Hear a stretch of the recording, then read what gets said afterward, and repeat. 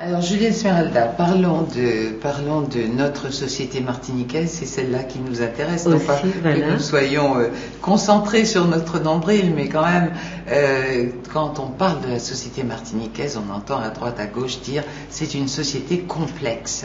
Qu'est-ce qu'elle a de complexe et pourquoi est-elle si complexe? Alors, je pense qu'il y a chez nous un discours qui est très macro-sociologique. Nous avons très peu l'habitude de nous examiner de manière micrologique, microsociologique, par le détail à travers ce qu'on appelle des monographies qui nous donnent du grain à moudre sur nous-mêmes. Donc très souvent, le discours est très global, il est très général, en plus excessivement pessimiste. Cela est dû probablement à notre histoire, mais il est excessivement pessimiste. Alors, et vous alors, est-ce que vous êtes pessimiste? Non, mais moi je vais au contraire déconstruire. J'essaye de déconstruire, voilà. Sans m'attaquer aux personnes en particulier. J'essaye de déconstruire les discours pessimistes, parce qu'une société c'est un corps dynamique. C'est en plus celle qui est la nôtre, qui vient effectivement du fait fond de l'histoire la plus traumatique, donc qui a vraiment montré au monde sa capacité, pas seulement de résilience, mais aussi d'adaptation, d'ajustement et de création. C'est une société extraordinairement créative. Et pour cela, il faut en savoir gré aux hommes, et aux femmes et aux hommes de ce pays, aux jeunes, à la jeunesse de ce pays, d'avoir cette capacité de rebondir sans arrêt. Mais parce qu'elles doivent, ces personnes doivent s'adapter très très vite, parce que c'est une société qui a cela de complexe, qu'elle est arrimée à une société qui, elle, est dite européenne occidentale, vieille de au moins 2000 ans, et ayant rodé par l'expérience ses traditions, sa culture, sa pensée. Et donc, elle a effectivement une avance sur la société que nous sommes, mais du fait que nous nous soyons arrimés à elle, c'est-à-dire rattachés par le biais tout à fait artificiel et virtuel de la départementalisation, eh bien, fait que nous sommes presque obligés, tenus de nous maintenir à son rythme. Mais c'est un rythme qui nous force, parce que tous les peuples, toutes les sociétés, toutes les communautés ont une histoire propre qui impulse aussi à leur évolution, à leur démarche vers soi-même, un rythme qui leur est propre et qui correspond au niveau de leur population, mais aussi à l'intégration d'un ensemble d'éléments qui vont se coordonner et converger pour faire que un pas après un pas, comme disait Césaire. Donc mais là, elle est obligée parfois de faire des pas de géant parce qu'elle elle vit au rythme d'une société. Alors, quel est le résultat sur nous de tout ça? Est-ce que ça n'a pas l'avantage de nous obliger à aller plus vite, à être plus réactif? On est plus réactif justement, et on se spécialise dans la réactivité. On a peu de temps pour se poser, et quand tu me demandais qu'est-ce qu'elle a de complexe, eh bien elle a d'abord ça, qu'elle n'est pas impulsée par un rythme, un mouvement qui lui est propre, une dynamique qui lui est propre. Donc sa dynamique lui est pratiquement imposée de l'extérieur. En même temps, comme elle est ambitieuse et qu'elle... Par exemple, ce serait bien de donner des exemples, oui. D'expliquer un petit peu pour que le discours de cette dynamique qui nous vient de l'extérieur, elle se concrétise comment dans la vie de tous les jours? Dans la vie de tous les jours, eh bien, d'abord tous les programmes, toutes les lois, les règlements, les circulaires, les décrets qui disposent qu'il faut faire ci, qu'il faut faire ça, qu'il faut changer les coutumes, qu'il faut arrêter le combat de coq. Enfin, je prends un exemple un peu comme ça qui me vient. Mais il y a énormément de dispositions et puis il y a aussi le progrès technique, les développements médiatiques ou technologiques sont extrêmement rapides, et nous n'avons accès et connaissance de ces développements que par le fait que ces produits nous arrivent accompagnés de commerciaux qui sont chargés de les diffuser ou de les distribuer dans nos régions. Mais très souvent nous avons droit à une explication à minima. Est-ce que les pays nos pays voisins, Sainte-Lucie, Dominique, qui sont des pays indépendants depuis plusieurs années et qui ne subissent plus donc de ce coup, mais qui sont quand même dans la mondialisation, donc avec les progrès technologiques, etc. Est-ce que ça les rend différents de nous du point de vue de l'évolution ? Est-ce que ça fait de nous des pays spécifiques, Guadeloupe, Martinique, oui. Moi, je crois que ce qui fait de nous des pays spécifiques, c'est le fait que notre culture n'est pas dans nos institutions. Il faut que les gens comprennent cela. Et beaucoup des difficultés et des paradoxes que nous vivons et qui font de la société quelque chose de complexe, de la nôtre en tout cas, toutes les sociétés sont complexes d'ailleurs de toute façon, puisque l'être humain en soi est un tissu très complexe et on ne sait pas comment il reçoit, il construit la réalité et comment il se comporte dans cette réalité-là à des moments précis. Mais ce que je veux dire, c'est que le fait que nous nous pensions martiniquais et que nous pensions avoir une culture et que nous pensions être un petit peu mus par cette culture dans nos actes, dans nos faits, dans nos gestes, et que cette culture ne soit pas instituée, c'est la culture française qu'il est. Il ne faut pas avoir... Le sociologue est là pour dresser des constats, et le constat qu'on peut dresser, c'est que dans les institutions qui régissent nos vies, nos destinées, nous sommes en présence d'une culture française, donc à travers, premièrement, le système scolaire. Même si on vous dit que vous pouvez insérer un petit milligramme de ce que vous êtes culturellement dans ce système, il n'en reste pas moins que vous êtes dans la marge, que vous n'êtes pas l'élément constitutif, principal constitutif de cette organisation. C'est le même problème ou la même remarque vaut pour les grandes institutions qui portent la société et qui sont des institutions pratiquement imposées à cette société, donc qui en fait, dans le sens juridique du terme, juridico-administratif, une ramification de la France. Oui. Quel impact ça a sur nous, sur nos personnalités? Je devrais peut-être poser la question plutôt à un psychologue ou une psychologue, mais vous devez avoir une idée. Oui, le psychosociologue que j'ai été ou que je suis de formation aussi peut répondre à ça. Mais le problème, c'est que ça n'est pas difficile à envisager. Quand vous avez deux systèmes qui sont, j'allais presque dire, en concurrence, parce que le problème c'est celui-ci, c'est que les Martiniquais ne renoncent pas à leur culture. Et leur culture existe dans leur champ social et sociétal de manière informelle. Autrement dit, elle n'est pas instituée. Donc quand ils sont confrontés, ils vivent là-dedans comme si c'était une dimension d'eux qui n'était pas digne d'être instituée, donc d'être reconnue par les autres qui arriveraient chez eux et qui auraient à entrer en relation avec cette dimension-là. Non, elle est dans la marge, mais ils en parlent comme si elle était centrale. Et paradoxalement ou parallèlement, ils vivent dans une culture instituée, donc qui est formelle, structurée, qui délivre des diplômes, qui trace les cursus, qui définit les carrières, et qui est vraiment donc c'est un modèle franco-français. Alors, les Martiniquais qui vivent dans cette forme de dualité, et puis qui est porté par des traits ou par des dimensions culturelles qui ne sont pas toujours convergentes. Parfois elles s'opposent, parfois elles se contredisent, parfois elles s'excluent, parfois elles produisent de la discrimination au détriment des Martiniquais. Donc ce manque de cohérence, parce que comment cela se traduit dans les individus? C'est cela que nous pourrions travailler si nous étions un département de sociologie, ou si nous en avions un à l'université, nous pourrions travailler nous ne sommes même pas dans une structure interculturelle. Nous sommes dans une structure d'imposition d'une culture à une autre culture qui est en place, qui ne parvient pas à s'instituer et qui ne s'institue pas, qui se complète. Ce qui signifie que la culture martiniquaise n'a aucune influence sur la culture française, alors que la culture française imprime sa loi. Parce mais c'est toute la relation. L'échange, quoi.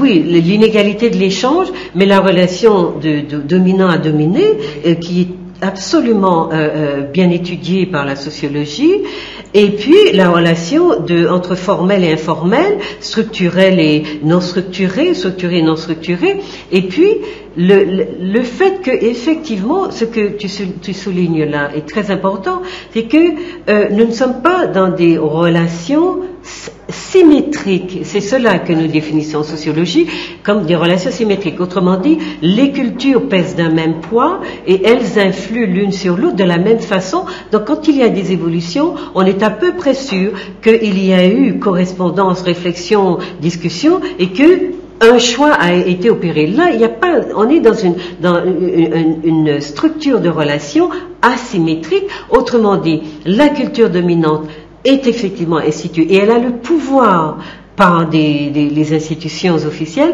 elle a le pouvoir d'imposer en dernier ressort son autorité, alors que la culture informelle, à qui il est permis de s'exprimer. Parce qu'on voit bien que quand on dit aux enseignants, vous pouvez enseigner l'histoire de votre pays, qui, comment, qui vérifie, qui valide, quelle note, quel intérêt, puisque vous savez que dans votre carrière, cet enseignement ne vous servira à rien. Il n'y a que ceux qui sont intéressés par cette culture-ci qui diront, bon, ben je vais quand même, en supplément de travail parfois, en supplément d'investissement, je vais apprendre à savoir un petit peu qui je suis. Donc il y a dans la cohérence des gens, et ce qui fait la complexité de notre culture, c'est que dans l'esprit des gens, il y a un manque de cohérence et de cohésion, puisque les parties ne s'accolent pas, ne s'agglutinent pas de manière à faire masse et à faire ensemble. Elles font parfois dans le désordre, et vous trouvez dans la population, y compris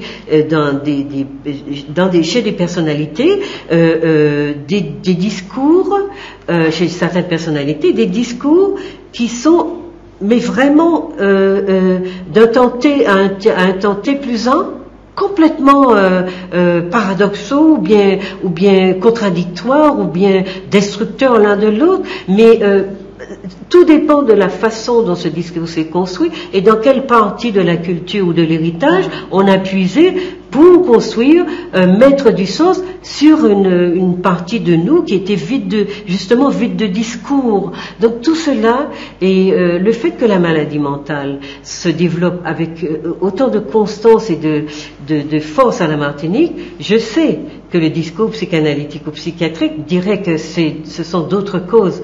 Mais moi, je peux vous assurer, et je suis... en fait partie. Non seulement cela en fait partie, mais un peuple qui n'arrive pas à justement trouver une cohérence mais vraiment, il est, comment est-ce que ça, il y a un mot il est dichotomisé tout le temps. Eh bien, cela laisse des traces profondes, des sillons profonds dans sa personnalité, et il ne faut pas méconnaître ce facteur-là pour analyser l'importance de la maladie mentale à la Martinique. Un peuple qui n'arrive pas à coordonner sa pensée ne peut pas concevoir son existence de manière unifiée, et donc forcément ces névroses dont on parle tout le temps, elles sont liées aussi à ça. Cela dit, Julie Esmeralda, la clientèle des hôpitaux psychiatriques est largement amenée par le crack et par le rhum aussi. Il y a aussi ça, je crois. Non, moi je dis oui. Non, mais on peut parler mais je ne crois pas que les malades mentaux chez nous, puisque je connais beaucoup de situations où il n'y a pas. Il y a simplement comme ça, parfois un jour, des gens qu'on a vus, comme on dit chez nous vulgairement, péter les plombs, et puis on n'a pas compris pourquoi, ni sur quel événement a provoqué la crise et a fait que la personne a basculé dans un autre univers.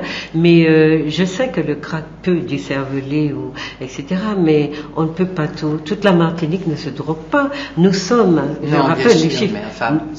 Mais il y a ce facteur. Mais alors, par exemple, si on pense à des pays comme des régions françaises, comme la Bretagne ou comme le Pays Basque, qui revendiquent leurs racines, leur culture différente de tout l'Hexagone, ce sont des gens auxquels on a interdit, les Bretons par exemple, on leur a interdit de parler leur langue.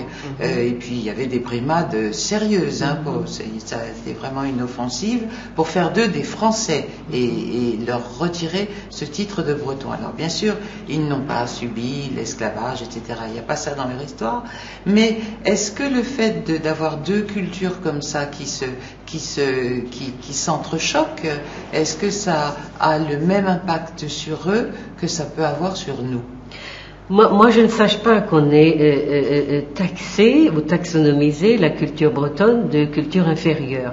Ce qu'il faut. Non, même si elle est. La langue surtout, hein. Comment? La langue bretonne. Oui, la langue. Mais je ne crois pas qu'il faille comparer dans l'inscription de cette culture dans un rapport aussi dissymétrique que l'est la culture martiniquaise, comparée à la culture française. Il y a bien une histoire de domination là-dedans. Il y a une histoire de domination, mais il n'y a pas que la Bretagne, il y a le Languedoc, il y a d'autres régions de France. Et il y a encore des régions qui se battent pour faire bénéficier d'un peu de légitimité, leur culture d'un peu de légitimité. Moi, je crois qu'il y a toujours des choses à comparer, et il y a des moments où la comparaison s'arrête, parce que ce ne sont pas seulement les trajectoires historiques, c'est la destinée même des groupes humains qui a fait que à un moment du processus comparatif, il a fallu qu'on arrête la comparaison pour regarder la spécificité de chaque univers. Et ce qui fait la spécificité de notre situation, c'est que ce ne sont pas seulement nos cultures, ou ce n'est pas seulement notre culture, je ne sais pas s'il faut parler de notre culture au pluriel, c'est d'abord le groupe humain que nous formons.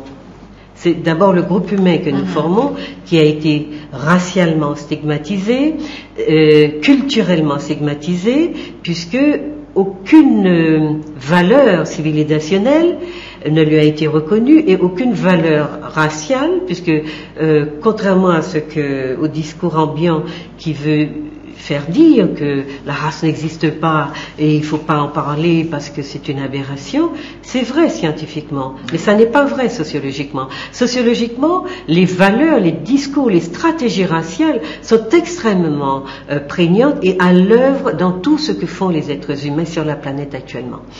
Et dans notre société encore plus. Donc, il ne faut pas perdre de vue que, à tous les niveaux, le groupe humain que nous formons aujourd'hui est un groupe stigmatisé et qui n'a pas pu valoriser son patrimoine, même lorsqu'il serait dans des relations dissymétriques. Le fait d'avoir pu, à un moment historique donné, l'avoir constitué en patrimoine qui est capable de porter une société et le groupe humain qu'il a créé, aurait été, à mon avis, une valeur pour nous. Or, à aucun moment dans notre histoire, je dis bien, à aucun moment dans notre histoire, la culture dont nous sommes investis n'a eu une existence propre. C'est une existence informelle, un savoir que nos ancêtres, nos aînés, nous transmettent comme ça de fil en aiguille, ou de génération en génération, et que nous sommes en passe de perdre, parce que puisque nous n'avons pas beaucoup d'avenir dans notre pays, que nous exportons notre jeunesse ou qu'on nous aide à l'exporter, eh bien cette jeunesse se reproduit ailleurs, avec parfois, très souvent d'ailleurs, des partenaires qui viennent d'ailleurs et qui ne sont pas en possession de ce patrimoine qui est informel. C'est pour cela qu'il est important de l'ethnographier pour l'écrire. Donc il se perd parce qu'il ne peut pas se transmettre, et il ne peut pas se transmettre parce qu'il n'a jamais eu une existence propre. Et aujourd'hui, il me semble que dans les endroits, les régions de France qui ont été colonisées d'une certaine façon par le pouvoir central, la France jacobine, eh bien, il me semble que ces cultures ont existé en tant que telles, en tant que système complet. Et donc, cela explique d'ailleurs que depuis des milliers d'années, elle continue à se transmettre d'une manière ou d'une autre. Donc voilà où j'aurais arrêté la comparaison et à quel niveau de la relation j'aurais cassé le processus explicatif pour dire qu'on ne peut pas comprendre ce que nous sommes si nous ne savons pas que... Alors, il y a beaucoup de gens qui parlent de résistance, mais c'est presque extraordinaire que, sans avoir jamais été institué, que les Martiniquais étaient investis à ce point-là d'un patrimoine qui se diffuse de manière informelle et auquel ils attachent une importance mais incroyable, et que la culture instituée ne semble pas prendre en considération. Elle lui permet, quand elle sent qu'elle approche de l'étouffement et de la crise, elle lui permet des petites, on va dire, bouffées d'oxygène. Ouais. Elle finance un certain nombre d'actions. Mais tout cela, à mon avis, participe d'une certaine stratégie qui n'est pas destinée à faire exister la culture martiniquaise en tant que telle. Qu'est-ce qui en dehors de tout cela, nous caractérise, nous Martiniquais? Est-ce qu'il y a des choses, évidemment des généralités, hein, mais est-ce qu'il y a des choses qui nous caractérisent, nous, spécifiquement nous? Oui, je pense, parce que ma sociologie, elle est aussi très tournée vers la culture, c'est-à-dire ce qu'on appelle la sociologie culturelle. Et mon travail, consiste à caractériser notre culture, puisqu'elle n'est pas instituée, mais du fait qu'elle est portée et qu'il y a un discours dans la marge sur cette culture qui est très puissant, et que dès qu'on sent qu'elle est menacée, on se mobilise comme un seul homme pour venir à son secours et la sauver. On le voit notamment actuellement pour les traditions de Noël. On sent bien que la société est en train de surveiller ce qui arrive à cette part intime d'elle-même, et qu'elle veut la sauver, et elle va la sauver. Ça, c'est clair. Elle va la sauver. Parenthèse dans cette histoire de Noël. Comment expliquez-vous qu'il y ait tant de Martiniquais qui mettent des sapins chez eux alors qu'on a de magnifiques filaos? Pourquoi le sapin de Noël? On ne s'interroge pas là-dessus? C'est sur beaucoup d'autres choses. Nos veillées mortuaires aussi ont changé. Non, moi je crois que la civilisation dominante impose ses normes. Et en plus, je crois que les filaos sont protégés. Vous parliez d'une résistance. Oui. Il n'y a pas de résistance. Mais il n'y a pas de résistance. Il n'y a pas de culture non plus informelle qui n'avait pas puisé dans la culture formelle, structurée pour survivre.